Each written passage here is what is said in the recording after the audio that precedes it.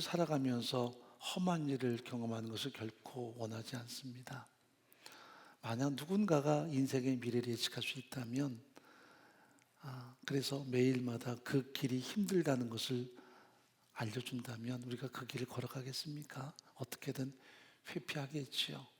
누구나 다 좋은 길을 걷기 원하고요. 세상 말로 꽃길을 걷기 원할 것입니다. 그러나 역경을 헤쳐나가는 사람, 풍파를 향해 가는 사람은 결코 많지 않을 거예요. 그런데 사도 바울은 그 길을 걸어갑니다. 각처에서 그가 환난을 겪게 될 것이라는 경고가 있었습니다. 특히 예루살렘에 올라가면 그가 환난을 겪고 체포가 될 것이고 위기를 겪을 것이라는 다양한 경고를 그가 들어요. 그런데도 그는 뚜벅뚜벅 그 길을 걸어갑니다. 성령의 감동으로 그 예언을 그에게 들려줌에도 불구하고 그는 여전히 그 길을 갑니다. 우리 같으면 성령이 감화 감동하셔서 일깨워 주시면 안 가는 게 맞지 않겠습니까? 또 동역자들이 그에게 간곡히 권고합니다. 눈물로 호소하기도 하고 때로는 그 바울의 띠를 가져다가 자신의 행동으로 보이기도 합니다. 이 띠의 임자를 이렇게 결박할 것입니다. 그런데도 바울은 어찌하여 울어서 내 마음을 힘들게 하느냐 하고 그들을 도리어 만류하고 자신의 길을 걸어갑니다. 이것을 바울의 신념이라고 말합니다. 나의 달려갈 길과 주 예수께 받은 사명, 곧 하나님의 은혜의 복음을 증거하는 일을 마치려 하면은 나의 생명 좀 더 귀양시 여기지 않겠다는 것이 그의 신념이었습니다. 그는 그 길을 가고야만 합니다. 드디어 예루살렘에 올라가서 공동체와 서로 만나게 되죠. 공동체는 그에게 한 가지 부탁을 합니다. 예루살렘에서 당신을 노리는 수많은 대적들이 있는데 그들은 당신이 이방인에게 복음을 증거하고 이방인과 서로 만남을 갖는 것 때문에 고깝게 여기고 있다. 그러므로 당신은 그들에게 오히려 한 발짝 앞서서 조화로운 행동을 하는 것이 어떻겠느냐 하면서 유대인의 결례를 행할 것을 요구합니다. 원래 바울은 그것을 받아들이지 않을 성품인데도 공동체의 권고를 그는 수용해서 성전에 가서 먼저 결례를 행합니다. 이 말은 뭐냐면 내가 부정한 사람과 함께 했습니다. 그래서 그들의 풍습을 따르고 그들의 음식을 먹고 그들과 교제했으니 내가 더럽혀졌으므로 하나님께 나와서 저를 정결케 해달라는 예배를 드리는 것이 유대인의 결례였습니다. 사실 복음으로 모든 사람이 하나가 되는데 이건 마땅치 않음에도 불구하고 바울은 그렇게 해서라도 공동체와 어떻게든 조화를 이루고 유대인들에게도 자신이 복음을 증거하는 것이 서로 간의 갈등을 유발하는 것이 아니라 하나님의 은혜를 세상 속에 확장하는 현장임을 드러내고 싶었던 거겠죠. 그런데 이것이 사단이 돼서 큰 문제가 일어납니다. 그가 성전에 들어가서 예배를 드리고 나오는데 그를 발견한 디아스포라들이 있었습니다. 저 아시아에서 바울이 복음을 증거할 때 그를 대적했던 유대인들이 여기 예배하러 왔다가 그를 발견한 거예요. 외나무 다리에서 만난 것입니다. 저 사람이 바울이 아니냐 하고 저 사람이 몹쓸 사견을 전한다고 그에게 오명을 뒤집어 씌워서 저런 놈은 죽여야 된다는 선동을 하기 시작합니다. 저 사람은 율법을 철저하게 짓밟고 모든 유대인들의 정체성에 대해서 왜곡하는 사람이요 하나님의 영광을 훼손하는 사람이라고 백성들을 선동해서 그를 죽이고자 시도했습니다. 이것이 결국은 큰 하나의 분란으로 나타나게 됐어요. 트집을 잡으려는 사람에게는 어떤 일도 트집이 잡히기 마련이지요. 바울은 그래서 죽음의 위기에 지금 처하게 됩니다. 자, 그들이 이렇게 바울을 적대시하는 이유는 두 가지입니다. 하나는 유대인들의 그 선민 사상을 훼손했다는 것, 그러므로 유대인의 자긍심에 심각한 오점을 찍었다는 것으로 바울을 대적하고요. 또 한 가지는 성전을 더럽혔다는 성전 지상론에 대한 이 충돌이었습니다. 이것이 두 가지가 바울을 죽이려고 하는 하나의 음모의 핵심이었습니다. 이방인에게 잘못된 사상을 전한다. 그리고 전 세계에 흩어져 있는 유대인들에게도 왜곡된 가치관, 즉 율법 준수를 거부하라 그러고 그리고 유대인들의 모든 계명들을 왜곡하게 전한다는 것을 그들은 지금 바울에게 몰아붙여서 그를 어떻게든 처단하려고 시도하고 있습니다. 자, 27절 한번 읽어보도록 하죠. 그 이래가 거의 참에 아시아로부터 온 유대인들이 성전에서 바울을 보고 모든 무리를 충동하여 그를 붙들고 외치되 이스라엘 사람들아 도우라. 이 사람은 각처에서 우리 백성과 율법과 이곳을 회방하여 모든 사람을 가르치는 그자인데 또 헬라인을 데리고 성전에 들어가서 이 거룩한 곳을 더럽게 하였다 하니 이는 저희가 전에 에베소 사람 드로비모가 바울과 함께 성내에 있음을 보고 바울이 저를 성전에 데리고 들어간 줄로 생각함일러라. 철저하게 오해였습니다. 그런데도 그들은 자기들의 생각대로 바울을 어떻게든 옥죄어서 그를 지금 처단하고자 백성들을 선동하고 있는 것입니다. 이 사람이 잘못된 가르침으로 사람들의 가슴 속에 유대인의 가치와 존엄성과 정체성을 훼손하고 있다. 그리고 이방인을 성전에 끌어들여서 성전을 더럽혔다는 이 두 가지 죄목으로 백성들과 함께 바울을 처단하기를 염원하는 것이 산헤드린의 열망이었습니다. 여러분, 이스라엘 민족의 선민 사상, 왜 하나님이 그들을 존귀하게 세우신 것입니까? 그들만을 위한 존귀함이 아니었거든요. 하나님이 아브라함에게 언약하셨습니다. 내가 너에게 복을 준다. 너는 복이 근원이 될 것이다. 너로 말하면 모든 족속이 복을 얻게 될 것이다 할 때에는 이스라엘 민족을 향한 하나님의 언약이기도 하지만 장차 아브라함의 후손을 통해서 메시아가 오시고 그 메시아는 전 세계를 구원하는 구원의 완성을 이룰 것이라는 것을 약속하신 것이었습니다. 그러므로 아브라함은 1차적으로 유태인들의 조상이지만 그러나 궁극적으로 우리의 조상이 돼야 믿음으로 아브라함이 우리의 조상이 된다고 로마서는 분명히 말씀하는 것처럼 하나님이 유태인을 먼저 선택하신 것은 그들만을 위한 하나님의 계획이 아닌 그들을 통해 전 세계를 구원하고자 하는 하나님의 거룩한 계획이 있었기 때문입니다. 그래서 출애굽기 19장을 보면 하나님께서 그들을 시내산에서 이끌어 오신 다음에 그들에게 임재하셔서 말씀하죠. 내가 너희를 구속하였다. 너희는 세상 나라가 되기를 원한다. 이것이 하나님의 바람이었습니다. 내가 너희를 구속했다. 너희는 세상 나라가 되기를 원한다. 그래서 그들을 전 세계에 파송하고자 하는 것이 하나님의 열망이었는데 이스라엘 민족은 결코 이방인에게 가려고 하질 않았습니다. 왜냐하면 그들의 가슴 속에 존재하는 뿌리 깊은 선민 사상, 우리만 선택받았다. 우리만 하나님의 백성이다. 우리만 존귀하다.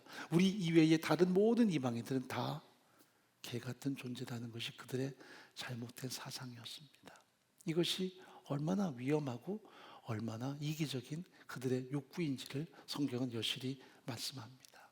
그래서 그들을 전 세계에 흩으세요. 흩었던 이유는 물론 그들이 범죄하고 우상 앞에 무릎 꿇어서도 되지만 하나는 그들을 통해 전 세계를 구원하기 위한 당신의 계획을 이루기 위함이었습니다. 그래서 흩어진 모든 유태인들을 디아스포라라 그래요. 디아스포라는 민들의 홀씨라는 의미가 있습니다. 전 세계 흩지만 그들을 통해 모든 전 백성들에게 복음이 증거되고 그들을 하나님의 백성으로 구원하고자 하는 하나님의 거룩한 열망들이 확산되는 거죠. 그런데도 여전히 지금 유대 민족들은 정치적으로는 로마에게 수십 년 압박당하면서도 가슴으로는 은근히 그들을 경원하는, 그들을 개처럼 취급하는 그런 우월감들이 존재했습니다. 아이러니하죠. 겉으로는 그들 앞에서 그저 뭔가 충성을 맹세하지만 속에서는 은근히 그들을 아주 성토하는, 그리고 그들을 철저하게 비토하는 마음들이 있었거든요. 이게 선민 사상입니다. 여러분, 민족적인 자긍심이 있는 것이 나쁘다고 할 수 없지만 이것이 너무 지나치면 다른 민족을 배타하는 것이 되어버리고 말아요. 그것은 하나님의 마음을 이해하는 것이 아닙니다. 지난 4년 동안 미국의 그 정치 체계가 참 세상 속에 많은 위험성을 드러냈죠. 그것이 뭐냐면 이 신앙적으로는 지나치게 독선, 이것을 근본주의라고 말합니다.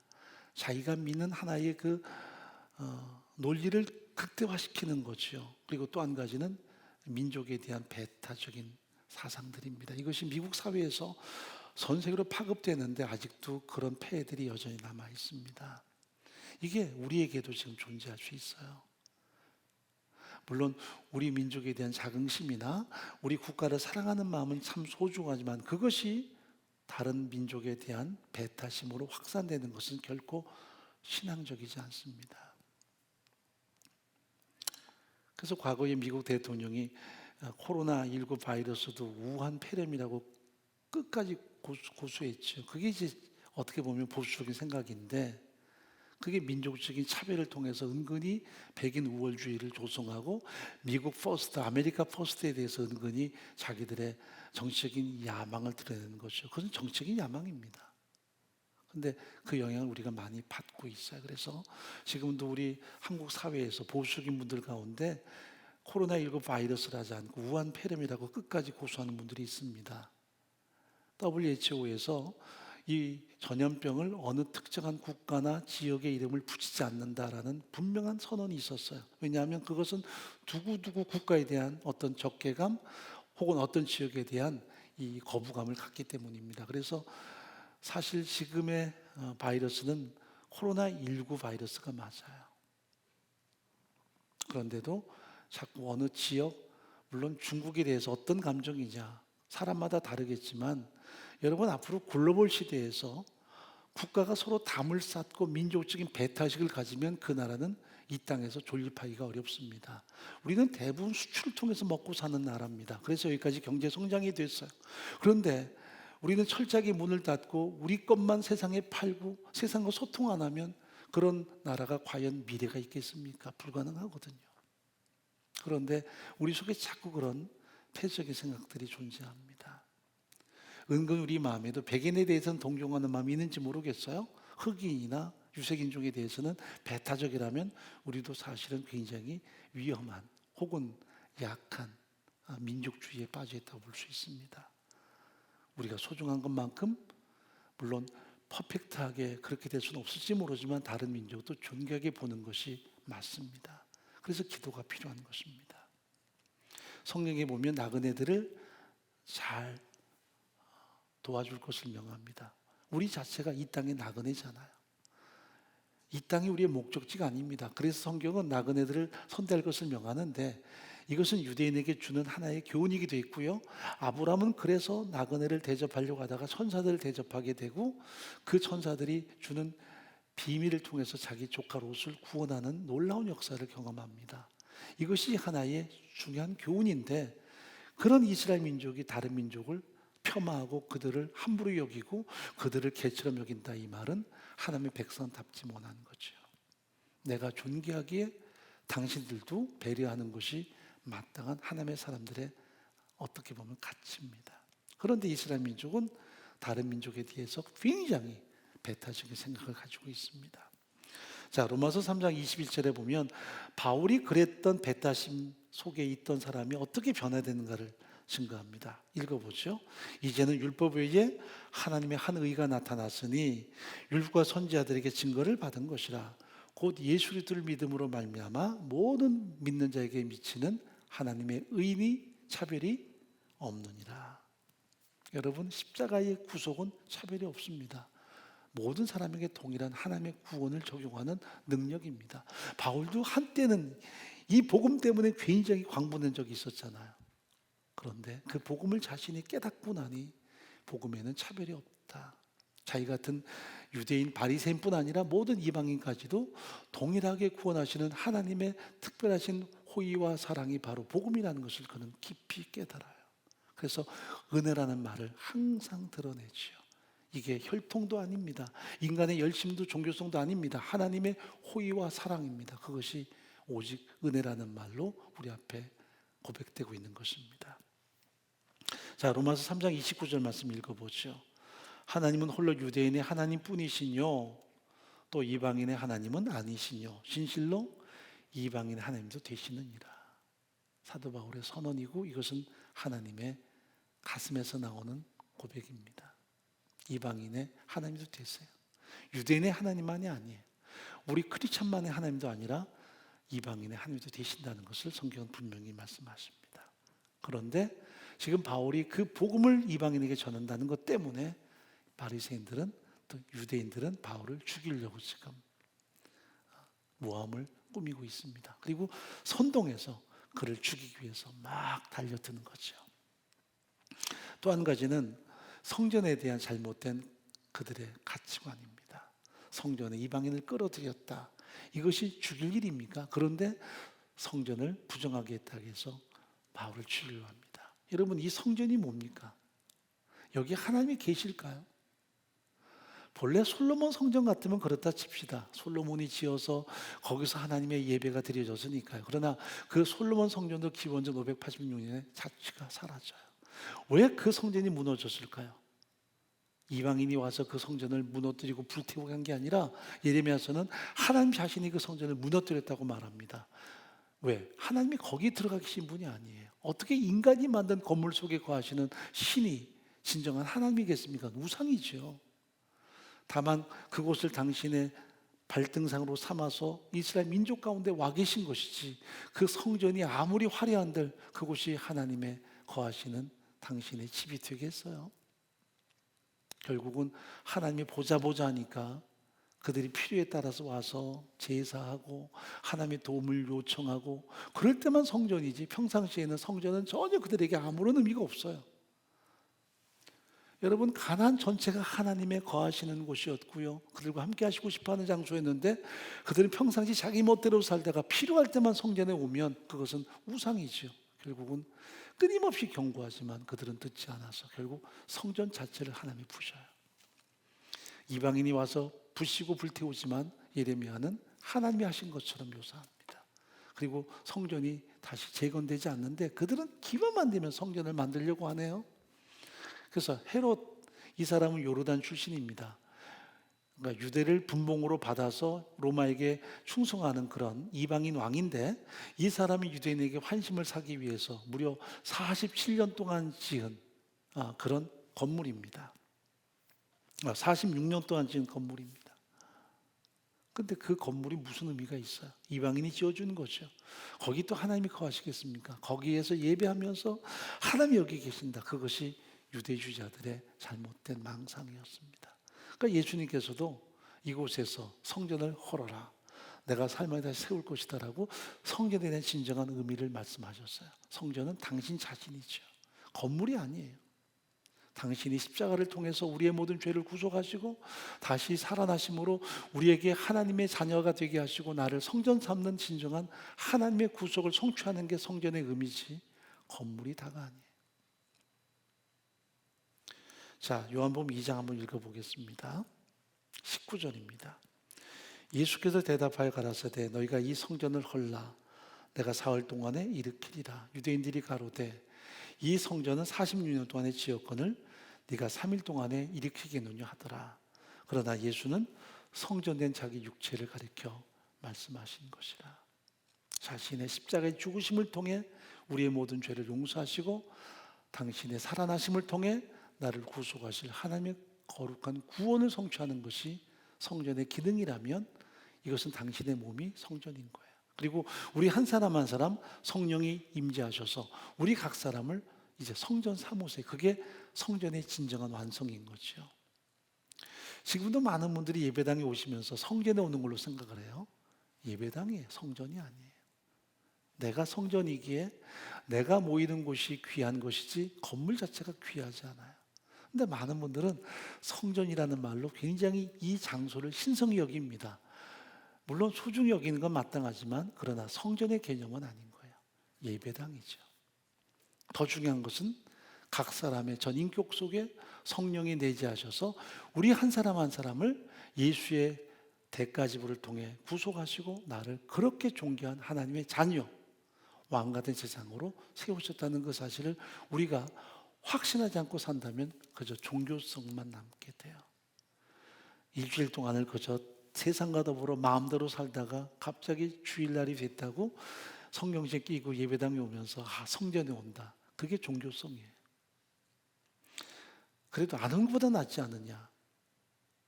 글쎄요. 그리고 또 다시 돌아갈 때 하나님 안녕히 계세요 하고 성전을 떠나가 버리고 이제는 자기 삶이 시작되면 그것도 종교성입니다. 우상과 큰 다름이 없어요. 우리는 성전된 나 같은 죄인을, 나의 허물과죄로 죽었던 존재를 예수님이 십자가 대가지불을 통해 생명 내놓으심으로 나의 과거는 죽었죠. 그리고 내가 예수 안에 다시 산 거예요. 나의 모든 공로 다 죽은 거예요. 이제 예수 안에 사는 거예요. 사는 건 다 예수 안에 사는 거예요. 은혜로 사는 거예요. 그게 진정한 성전의 가치인데 우리는 그저 종교성을 가지고 살다가 이제는 필요하니까 교회에 나오면 그게 성전에 나오는 걸로 생각한다면 그것은 오산이죠. 그런 식으로 신앙생활하면 우리의 신앙은 철저하게 이분적이 돼요. 성경적인 신앙이 아니에요.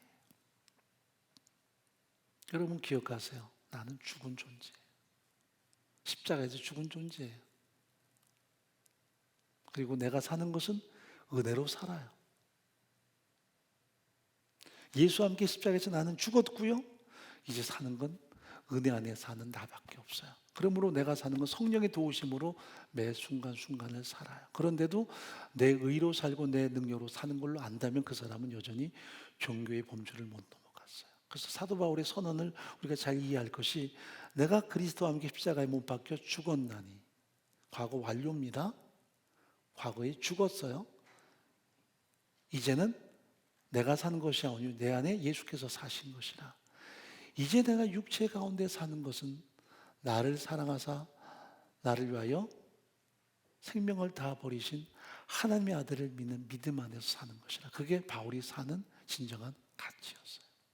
그러므로 오늘 본문에서 바울이 뚜벅뚜벅 환난이 기다립니다 해도 그 길을 걸어가요. 복음을 위해서 내가 사는 게 아니라 내 안에 성령이 친히 역사하셔서 주님을 위해 살도록 끊임없이 그를 후원하죠.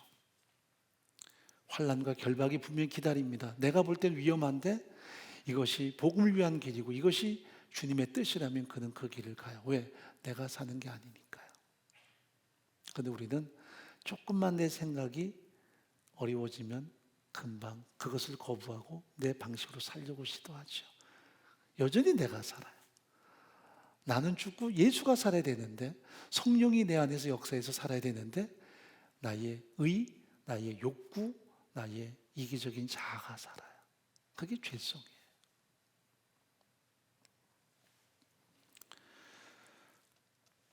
자, 성전을 더럽혔다는 그 죄목으로 바울을 직결 처분하려고 시도하는데 사람들이 막 몰려들어서 바울을 죽여 합니다. 이게 얼마나 소란했는지 그 소리가 저 안토니아 요새라고 하는 이 로마의 수비대가 있는 곳까지 들려갑니다. 그래서 천부장이 군대를 몰고 출동을 합니다. 어떤 정치적인 소요사태가 일어났나 싶어서 그들을 제한하기 위해서 온 것입니다. 31절 말씀 보죠. 저희가 그를 죽이려 할 때에 온 예루살렘이 요란하다는 소문이 군대 천부장에게 들리매, 그래서 천부장이 출동을 해서 상황을 보니 한 사람을 가지고 수많은 사람이 그냥 죽이기 위해서 막 달려들어서 멱살을 잡고 치고 그야말로 온통 난립니다. 그러자 그 가운데로 뛰어들지요. 자기도 왜 그렇게 뛰어든지 모르는 거예요. 자기는 정치적인 어떤 책임이 있기 때문에 이들을 해산시키고 이 어떤 소유사태를 막는 것이 자신의 역할이죠. 그러나 이 과정은 고스란히 하나님의 섭리였습니다. 여러분, 하나님의 보호, 하나님의 섭리 그러면 우리는 굉장히 멋진 생각을 많이 합니다. 꽃길을 걷는 걸로 생각을 해요. 그래서 순탄하고 뭐 행복하고 아름다우면 다 하나님의 도우심, 그리고 조금이라도 내가 보기에 아름답지 않으면 이게 사탄아 물러가라 할 때가 많이 있습니다. 그래서 흔히 꽃길만 걸었으면 싶은 얘기들을 많이 하죠. 근데 성경을 보면 꽃길만 걸을 때가 더 위험한 때가 많다는 거 아십니까? 순풍에 돛을 달 때, 모든 길이 다 호화찬란할 때 그 삶이 더 위험했다는 걸 아세요?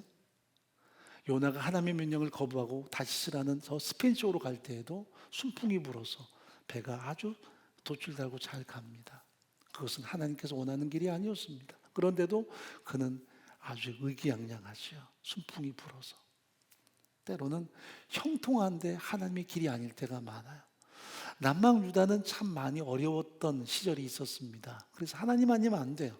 정말 그 남방 유다 지역 자체가 유대 광야를 끼고 있기 때문에 매 순간 하나님의 도우심 구하지는 안 되는 그런 땅도 척박했고 국력도 약했습니다. 북방 에브라임은 훨씬 더 부강했고 모든 게 다 풍성했어요. 기도 없어도 돼요.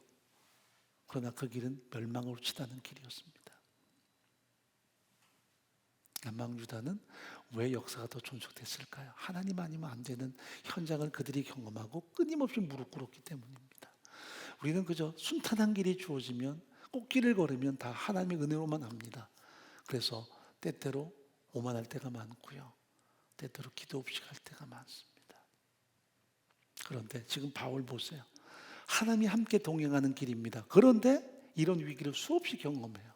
성전에 갔다가 음모를 뒤집어 쓰고 지금 죽음 직전에 몰립니다. 그런데도 하나님은 그를 보호하시되 천군 천사를 동원해서 과거처럼 멋지게 그를 돕는 게 아니라 어떻게 하세요? 이방인인 로마의 천부장이 그를 보호하도록 섭리하십니다. 눈으로 볼 때에는 로마의 천부장이 와서 그를 소유사태 때문에 결국은 묶어서 끌고 가지만 철저한 하나님의 보호하심이었습니다. 이게 하나님의 아이러니예요. 여러분, 모세가 자기 부모들이 한계가 와서 결국 이 아이를 나일강에 버리지요. 갈대당지에 담아서 나일강에 띄우는데 그때 이 아이를 구원한 사람, 이 아이를 자기 자식으로 키운 사람은 모든 남자아이를 죽이라고 명했던 파라오의 딸이었어요. 하십수라는 공주였습니다. 원수의 딸이 이 아이를 거두어서 자기 아들처럼 키웁니다. 이게 하나님의 역설 아닙니까? 사울 왕이 다윗을 그렇게 죽이려고 합니다. 기회만 있으면 죽이려고 하는데 그를 보호하고 살린 인물이 그의 아들 요나단이었어요. 하나님의 역설이에요.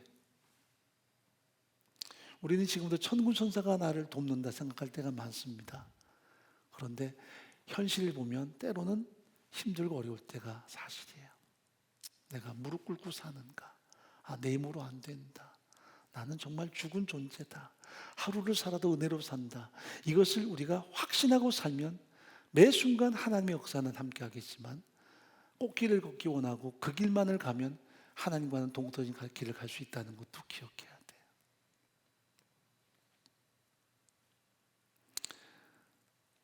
예전에 그 어떤 어르신이 저한테 그래요. 목사님, 제가 어느 병원을 가는데 거기가 참 좋아요. 그래요. 제가 몸이 좀 아프다니까 그 병원을 소개해주고 싶으신 것 같아요. 그래서 하던 말씀이 간호사님이 너무 잘해주고 친절해요. 어르신들은 그렇게 생각해요. 내게 친절한 그 사람은 마치 천사처럼 생각하고요. 근데 우리는 그렇게만 보면 안 돼요. 악다구리 써도 불친절해도 우리가 기도했다면, 내가 오늘 하나님께 위탁하고 내가 하나님을 의지했다면 상황들이 그렇게 막 얽히고 설켜도 거기서 우리는 하나님의 보호하심을 기대해야 돼요. 그게 신앙이에요. 세상 사람도 미신도 오늘 뭐 일진이 좋다는 등 그런 말 잘해요. 우리는 일진이 좋다가 아니라 매 순간 나는 죽었는데 내가 할 수 있는 게 아무것도 없잖아요. 그러므로 매 순간 나는 하나님의 인도 따라 산다. 하나님의 도우심 따라 산다. 그게 사실은 신앙이에요. 뭐 작은 것부터 큰 것까지. 근데 우리는 순간순간 우리 판단을 참 많이 해요. 사람이 좋게 하니까 하나님이 도우시는구나. 거기에 우리 마음이 때로는 빼앗기거나 홀려요. 기도가 사라지고 사람을 의지하거나 사람에 대한 환대에 대해서 우리가 끊임없이 혹해할 때가 많아요. 그렇다고 사람을 거부하거나 그들의 환대에 대해서 배타하자는 얘기는 절대 아닙니다. 중요한 것은 언제나 모든 삶의 주권자는 하나님이시고 생사를 관장하는 분도 하나님이라는 사실입니다. 내가 지금 형통해도 여전히 우린 기도 아니면 안 돼요. 그게 신앙이에요. 이게 바울의 삶의 방식입니다. 자, 32절 말씀 읽어보죠. 저가 급히 군사들과 백부장들을 거느리고 달려 내려가니 저희가 천부장과 군사들을 보고 바울 치기를 그치는지라. 로마의 군대가 출동하니까 바울을 지금 죽이려고 때리다가 멈춥니다. 이에 천부장이 가까이 가서 바울을 잡아 두 세세로 결박하라 명하고 누구며 무슨 일을 하느냐 물으니 무리 가운데서 어떠는 이 말로 어떠니 저 말로 부르짖거늘 천부장이 소동을 인하여 그 실상을 알 수 없어 그를 영문 안으로 데려가라 명하니라. 그래서 다짜고짜 그냥 자기들의 요새 안으로 바울을 이끌어 드립니다. 그래서 많은 군인들이 이 사람을 데리고 가는데 수많은 군중이 바울을 치려고 하고 죽이려고 하니까 결국은 바울을 어깨로 떠밀어서 그들과 분리시켜서 그 요새로 이끌어 들어갑니다. 그 광경 우리가 볼 때는 참 참혹하고 힘들어 보이지만 하나님의 절대적인 보호하심이었습니다. 지금 이 상황에서 이만큼 완벽한 보호가 어디 있겠습니까?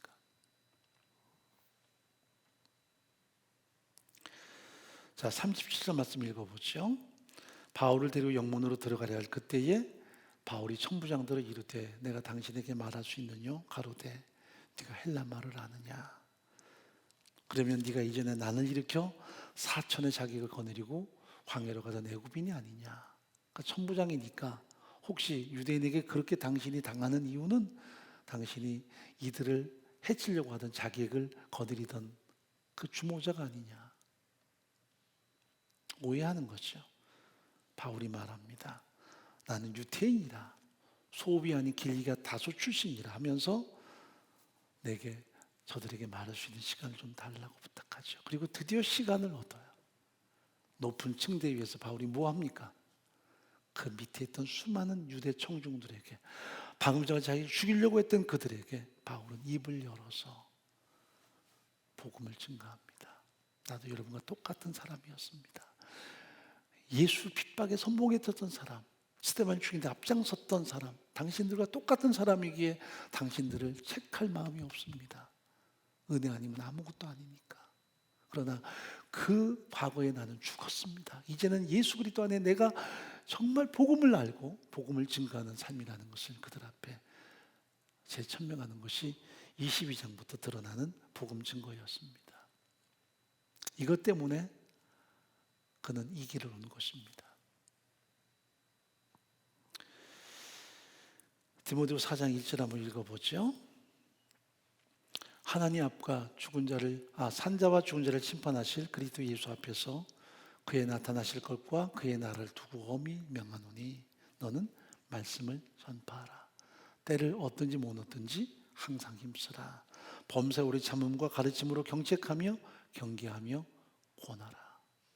사도 바울은 이제 마지막 고별 유언을 디모데에게 합니다. 너는 말씀을 전파하라. 때를 얻든지 못 얻든지 항상 힘쓰라. 범사 오래 참음과 가르침으로 경책하며 경계하며 권하라. 바울의 염원입니다. 지금 바울이 수많은 성중 앞에서 복음을 증거하기 위해서 그들 앞에 섭니다. 그러면 우리가 20장부터 나의 달려갈 길을 마치려면 내 생명을 좀 더 귀하게 여기지 않겠다는 그의 사명 선언문을 봤습니다. 그런데 보니 결국 여기에서 죽음의 위기를 무릅쓰고 그들 앞에 여러분과 똑같은 과거를 가진 내가 과거에 나 같은 당신들에게 내가 왜 이렇게 변화됐는지를 전합니다. 그것은 예수 그리스도 그분의 십자가 죽으신 부활을 통해 나를 구속하신 그 은혜 이외에는 당신들에게 전할 곳이 없습니다. 은혜지요. 그 위에 서서 저 죄인들 하는 게 아니라 자기도 그 사람이었습니다. 근데 지금 여기에 서서 복음 때문에 핍박을 받아요. 은혜예요. 자기 힘으로 안 돼요. 하나님의 특별하신 역사였고 도우심이었어요. 우리는 하나님께서 너 예루살렘으로 가라 했으면 뭔가 굉장히 멋지고 행복한 일이 있을 줄 알았는데 고작 이렇게 거의 죽을 뻔하면서 복음 증거하는 거예요. 그러면 거기서 많은 사람이 옷을 찢고 죽게 돌이켜야 되는데 그런 사건도 별로 없어요. 그런데 23장 11절 마지막 읽어보십시다. 그날 밤에 주께서 바울 곁에 서서 이르시되 담대하라. 네가 예루살렘에 나의 일을 증거한 것 같이 로마에서도 증거하여 하리라. 많은 사람이 믿고 돌이켰고 그런 상황이 아니에요. 여전히 그는 가이사르로 압송당해 갈 거고요. 또 그를 죽이겠다는 사람들이 바울을 죽이기 전에는 우리가 먹지도 않겠다 그렇게 결단하고 일사각오로 그를 죽이겠다고 다짐한 사람들이 수십 명이 있고요. 그런데도 그는 가이사르로 가고요. 로마로도 간대요. 거기에 무슨 큰 영광이 있어서요. 우리가 볼 때는 이런 고난을 관통하면 영광이 올 것이고 눈물의 시간을 지나가면 찬란한 그 빛의 시간이 올 것이다. 그래서 우리가 인내하는데 인내해봐도 별로 좋은 게 없더라. 그래서 만사의 신앙생활에 위기를 겪어요. 내가 10년 동안 기도했는데도 내 인생이 이렇게 펴지지 않느냐. 그것은 신앙이 아니에요. 미신이에요. 우상이에요. 기도한 것도 은혜예요. 내가 예수와 함께 죽었어요. 그리고 은혜 가운데 살아요. 은혜 안에 사는 그 자체가 우리에게는 복인데, 은혜인데 우리는 자꾸 뭔가 우리 생각을 많이 하죠. 플러스 알파를 생각을 해요. 10년 잘 믿으면 복 받고 20년 잘 믿으면 내가 이렇게 복 받고, 그것은 다 우리의 욕구죠. 그게 신앙은 아닌 거예요. 여전히 인생이 만만치 않아요. 그런데도 은혜로 살아요. 내 힘, 내 능력이 아니에요. 나는 죄인이에요. 죄의 삭은 사망이에요. 예수의 십자가 더불어 나의 모든 과거는 죽었어요. 이제 사는 모든 것이 은혜로 사는 거예요. 하나님의 자녀로 사는 그 자체가 우리에게 신비로운 것이고 복된 것이고 영광스러운 거예요. 하루를 살아도 내가 하나님의 자녀로 산다. 그건 세상에 주지 못하는 진정한 은혜, 진정한 영광인 거예요. 우리는 그건 다 고스란히 제외시키고 자꾸 세상의 가치, 세상의 욕구에 대해서 우리의 모든 상황을 거기에 포커스를 맞춘다면 신앙이지 않은 거예요. 그건 우리의 고집이고 우리의 욕구고 우리의 종교성인 거예요. 물론 주시면 감사하죠. 그렇다고 그것이 여러분의 면류관이 아니에요. 주시면 거기에 맞는 삶을 더 살아야 되겠죠. 안 주셔도 그것 때문에 절규할 이유 없어요. 그저 은혜로 또 사는 거예요. 그래서 우리는 하나님의 선한 청직이라는 이유가 하나님의 주권 앞에 살아가는 우리의 삶이 매 순간 은혜로 작동되는 삶이기 때문이에요. 쉽지 않은 이야기지만 여러분, 믿으면 꽃길을 걷는다. 허탄한 신화입니다. 믿음은 고난만 있다. 그것도 역시 너무 지나친 우리의 좌절감이고요. 어떤 일이 있을지 우리는 아무도 몰라요. 그러나 은혜로 살아갑니다. 평탄할 때도 여전히 하나님의 은혜를 구하고 은혜로 살아갑니다. 꽃길을 걸어도 여전히 우리 기도 없으면 안 되고 하나님의 은혜 아니면 안 돼요. 그러고 살아갑니다. 남들이 봤을 때 명성을 얻고 성공한 것처럼 보이지만 여전히 그 사람을 가까이 보니 기도 아니면 안 되더라. 그게 정답입니다. 힘들고 어려워도 여전히 우리는 은혜를 갈망하고 삽니다. 그게 옳습니다. 오늘 우리 안에 하나님의 진정한 가슴을 이해하고 바울이 살아갔던 삶의 방식이 과연 옳은가 그른가 성경적으로 점검하고 내 삶이 다시 한번 확연하게 믿음으로 더 견고히 서기를 간절히 바랍니다.